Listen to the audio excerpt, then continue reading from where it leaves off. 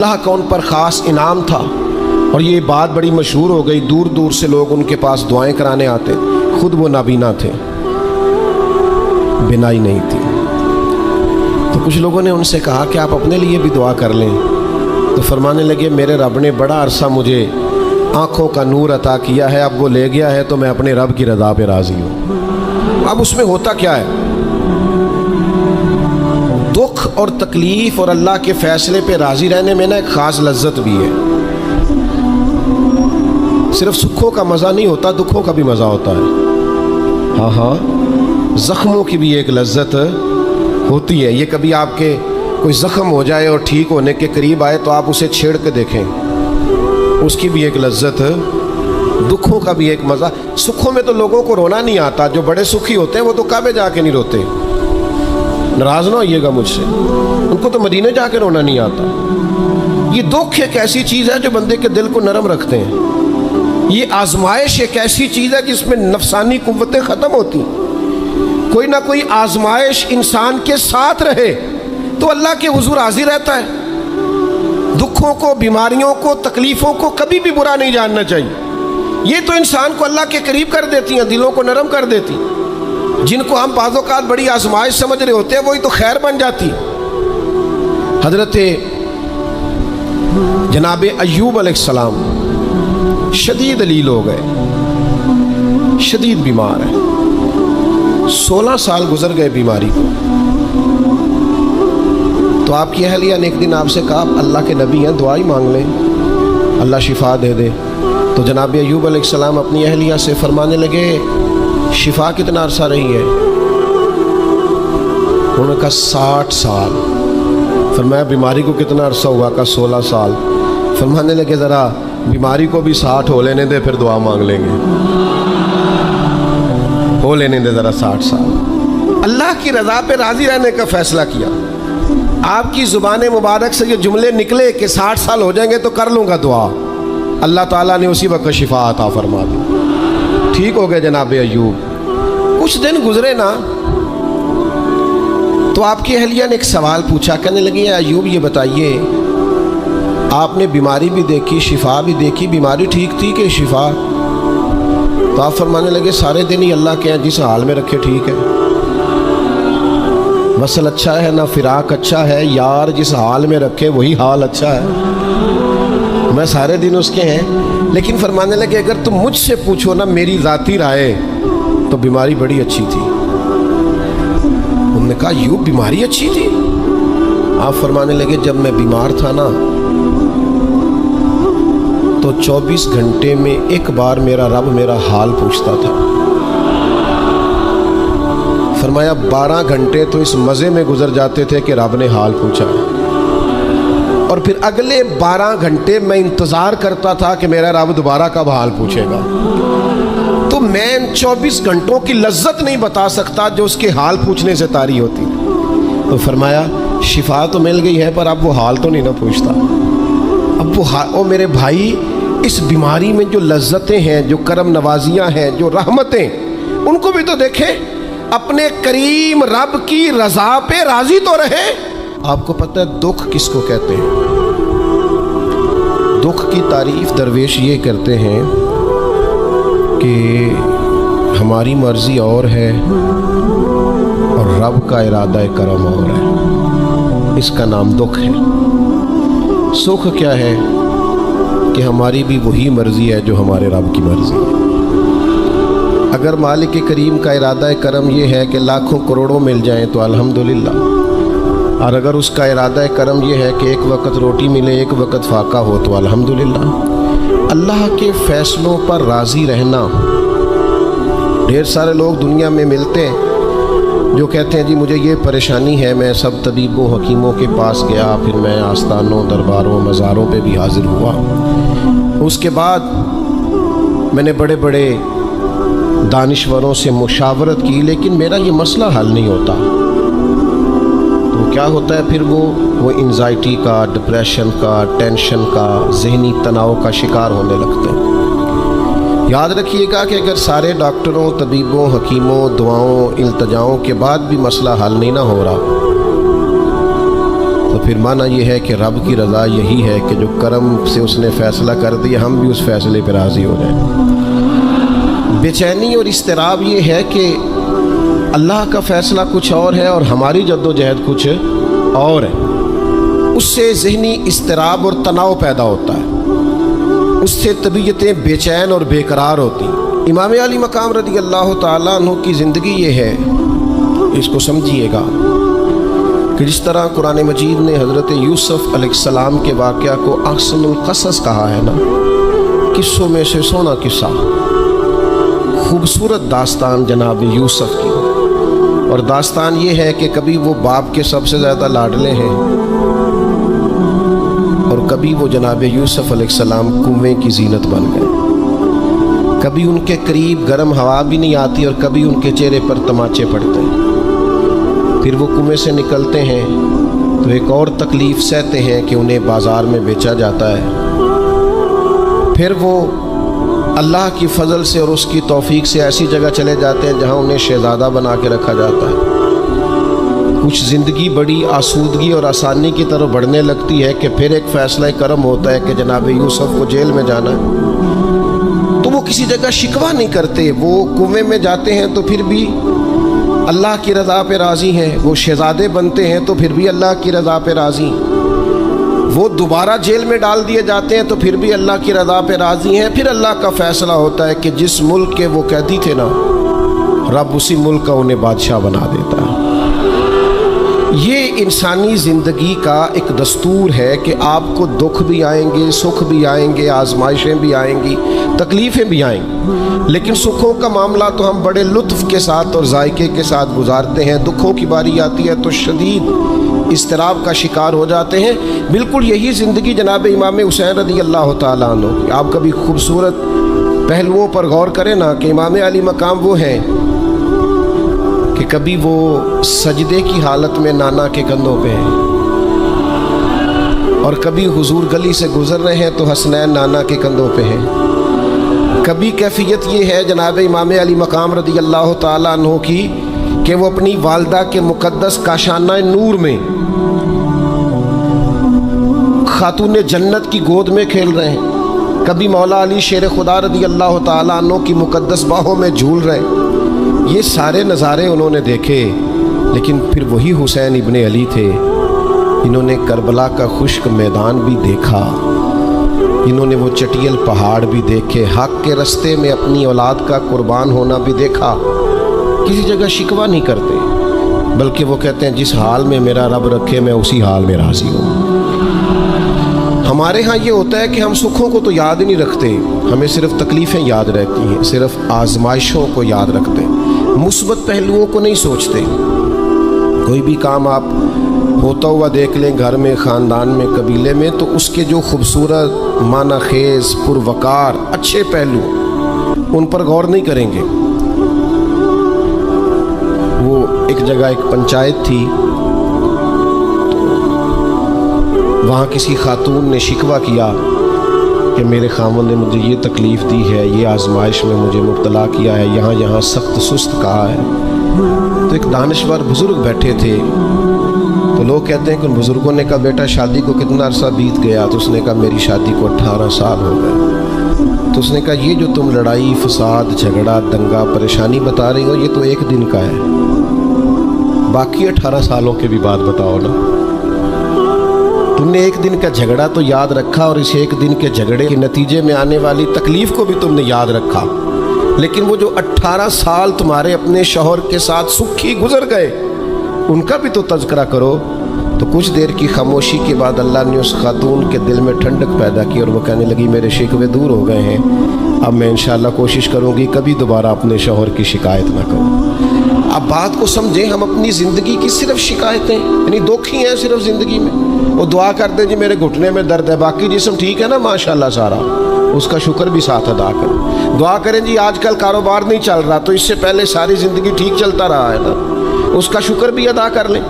قرآن مجید فرقان حمید ارشاد فرماتا ہے اللہ کے بندوں کی شان یہ ہے کہ رضی اللہ عنہم ورضوا عنہ، یہ بڑا خاص پہلو ہے۔ اللہ فرماتا ہے کہ اللہ ان سے راضی ہے اور وہ بھی اپنے اللہ سے راضی ہیں۔ اللہ نے انہیں جس حال میں رکھا ہے وہ بھی اللہ سے راضی ہیں. ذالک الفوز العظیم. اللہ فرماتا ہے یہ بڑی کامیابی ہے. اللہ بھی ان سے راضی ہے اور وہ بھی اللہ سے راضی ہیں. امام غزالی رحمۃ اللہ تعالیٰ علیہ سے کسی نے پوچھا یہ بندے کا اللہ سے راضی ہونے کا کیا مطلب ہے؟ تو امام صاحب فرمانے لگے رب تو کریم ہی بڑا ہے. یتیم کے سر پہ ہاتھ پھیر دو راضی ہو جاتا ہے. وہ طوائف کتے کو پانی پلا دے تو مالک راضی ہو جاتا ہے. وہ تو مہربانی بڑا ہے, تم نے رو کے دو آنسو بہا دیے وہ راضی ہو جاتا ہے. فرماتے بندے کا مسئلہ ہے, مسئلہ تو بندے کا ہے, یہ راضی ہوتا ہی نہیں. یہ ہر وقت شکوے کرتا ہے, ہر وقت شکایات کرتا ہے, ہر وقت اس کا ذہن الجھا رہتا ہے, ہر وقت کوئی نہ کوئی نئی چیز کا مطالبہ کرتا ہے. نبی رحمت نور مجسم شفیع معظم صلی اللہ تعالیٰ علیہ وسلم ارشاد فرماتے ہیں تم نہ اللہ کے دیے ہوئے تھوڑے رزق سے راضی ہو جاؤ, وہ بھی تمہاری تھوڑی عبادت سے راضی ہو جائے گا.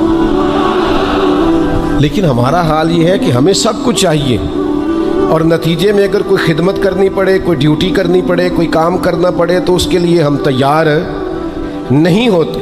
عزیز بھائیوں سمجھیے گا, غور فرمائیے گا, توجہ کیجیے گا اس بات پر کہ ہمیں ہر حال میں اپنے رب سے راضی رہنا. آزمائش آ جاتی ہے, دکھ آ جاتے ہیں, محنت پوری کریں, جد و جہد پوری کریں, جو کام آپ کرنے جا رہے ہیں اس کے لیے جتنے ضروری اسباب ہیں وہ جمع سارے کریں, لیکن نتیجہ اللہ پہ چھوڑ دیں. رزلٹ اپنی مرضی کا نہ مانگیں. یہ عقیدہ توحید یہ ہے کہ نتیجہ جو رب ہمارے لیے نکالے وہ نتیجہ ہمیں قبول ہونا چاہیے. درویش نے ایک جملے میں بات ختم کر دی, وہ کہتے ہیں دکھ قبول محمد بخشا, بس راضی رہن پیارے. اگر پیارے راضی ہیں دکھ دینے میں تو پھر ہمیں یہ دکھ قبول ہے اور کئی دفعہ قبول ہے.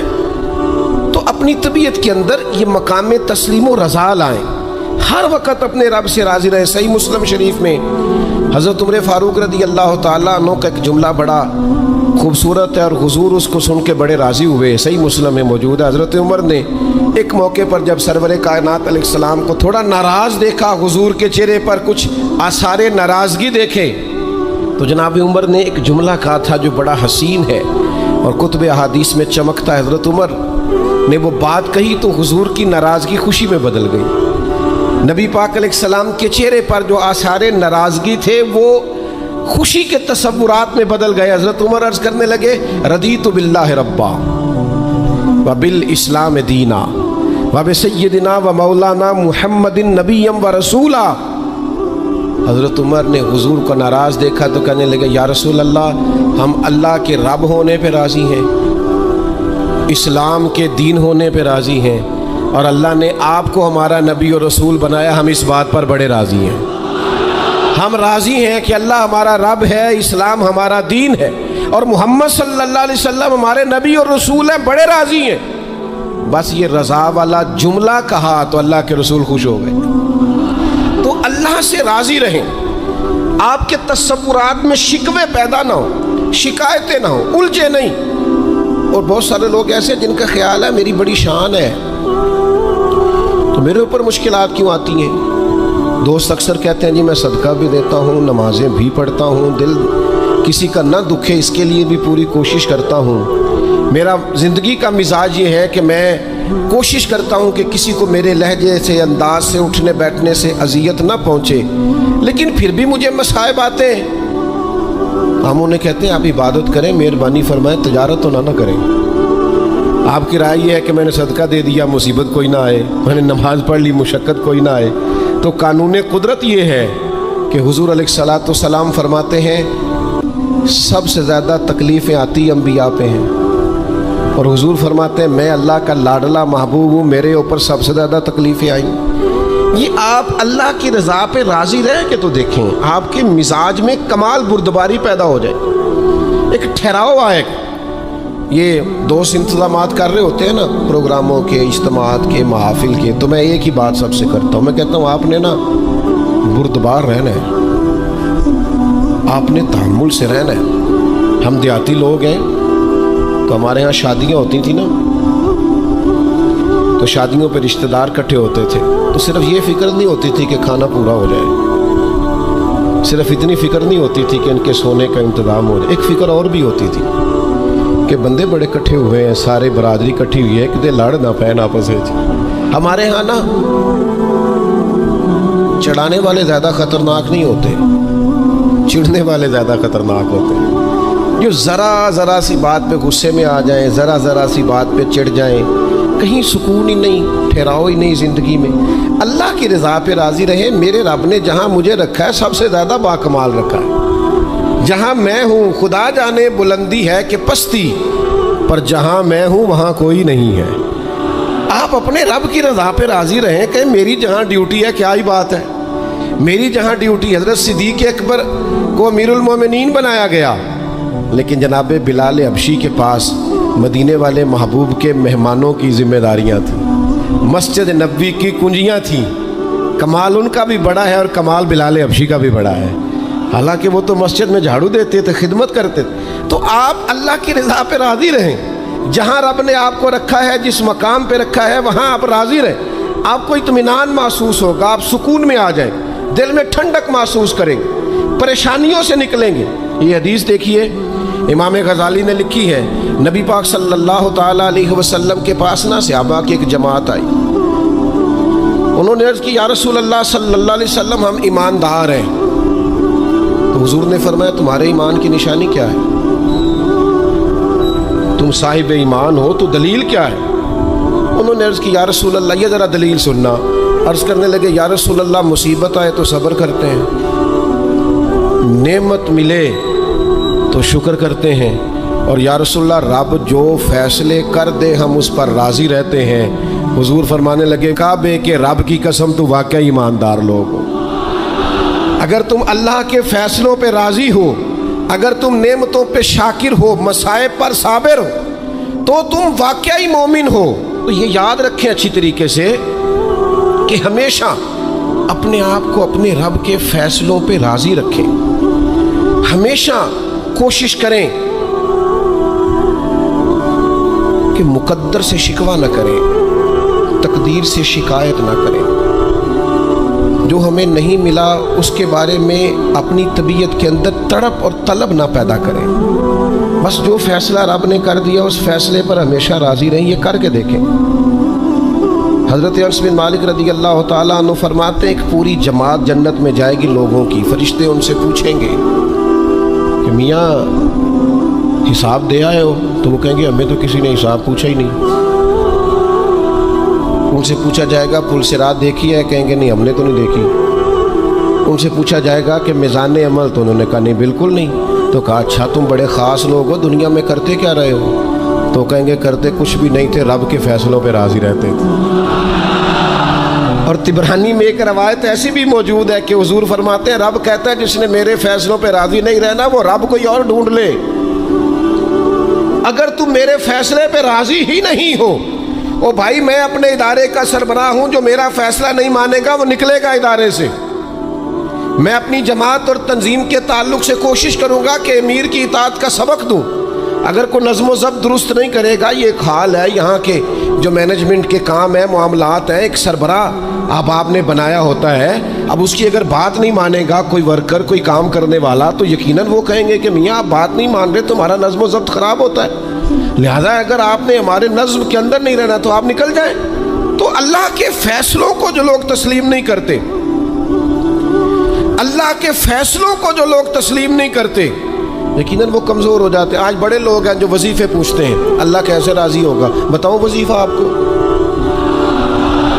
امام غزالی لکھتے ہیں کہ حضرت موسیٰ کلیم علیہ السلام نے اللہ کے حضور عرض کیا مالک میری قوم پوچھتی ہے تو کیسے راضی ہوگا، ہم تجھے راضی کرنا چاہتے ہیں تو کیسے راضی ہوگا؟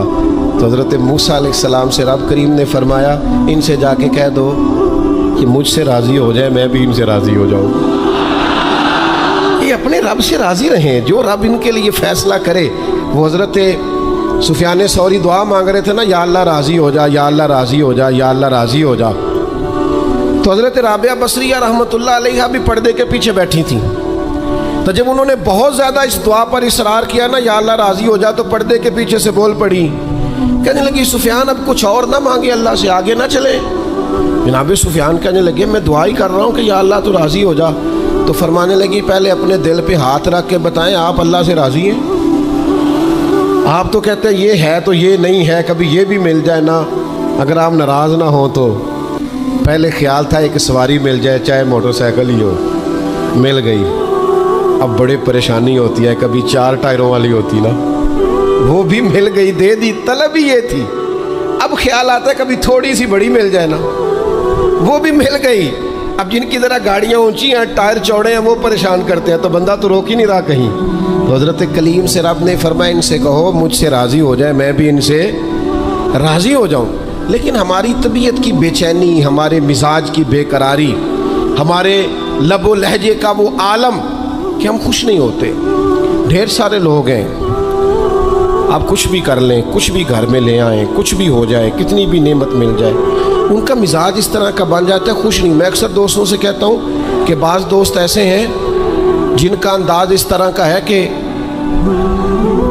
ان کو کوئی بھی نعمت مل جائے تو ان کی طبیعت سکون پذیر نہیں ہوتی۔ حضرت عبداللہ ابن عمر رضی اللہ تعالیٰ عنہ صحابہ میں سے بڑے صالح آدمی ہیں، نیک آدمی ہیں، حضرت عمر کے صاحبزادے ہیں، اور اللہ کے حبیب علیہ السلام نے فرمایا یہ بڑے نیک ہیں۔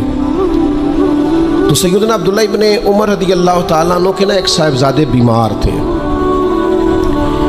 یہ جو بچے بیمار ہوں یا کسی تکلیف میں ہوں تو یہ ماں باپ کو بڑا بے چین کر دیتے ہیں۔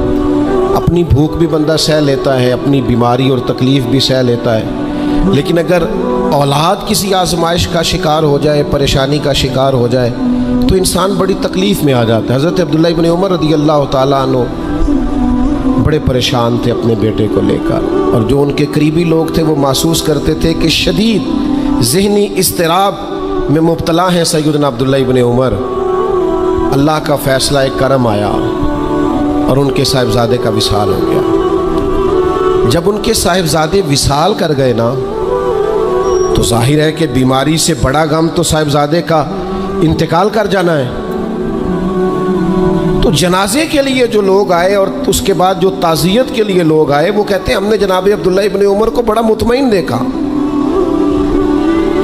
ہم نے دیکھا کہ بیٹے کے انتقال کے بعد ان کی طبیعت میں ایک ٹھہراؤ آ گیا، اور آنے جانے والوں کو بڑے اطمینان سے، بڑی محبت سے ملتے، ان کا انداز بڑا منفرد ہو گیا۔ ایک صاحب نے پوچھ ہی لیا کہ جناب آپ پہلے بڑے بے چین تھے، اب آپ کی طبیعت میں بڑا ٹھہراؤ آ گیا، وجہ کیا ہے؟ تو حضرت عبداللہ ابن عمر فرمانے لگے جب تک وہ بیمار تھا میری ذمہ داری تھا اور میں بے چین تھا۔